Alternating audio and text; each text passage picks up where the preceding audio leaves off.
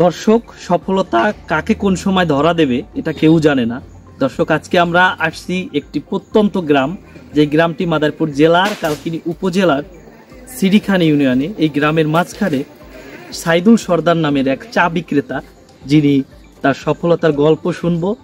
সে তার 4টি মেয়েকে এই চা বিক্রি করে বিবাহ দিয়েছেন এবং 2 ছেলেকে প্রতিষ্ঠিত করেছেন। তার এক ছেলে এখন প্রতিষ্ঠিত ব্যবসায়ী এবং আরেক ছেলে ডিপ্লোমা কমপ্লিট করে চাকরিজীবী। সাল থেকে 45 বছর তোমায় আমি চা বেশি। আমি আমার চার মাইয়া আর আমার চার 2 ছেলে। আমি দুর্গারে ব্যবসা করতে এক করে ব্যবসা করে দিয়েছি, আর ডিপ্লোমায় চাকরি করে দিয়েছি, আর আমার 4 মেয়ে আমি বিয়ে দিয়েছি। হ্যালো, আমার লিগে দোয়া করেন আপনারা। আমার 4 মেয়া আর 2 ছেলে, এগুলো আমি ঠিক মতো আমি খাওয়ান পছন্দ করি, এটা আমরা দোয়া করি। আমি সীমিত লাভে চা বেশি।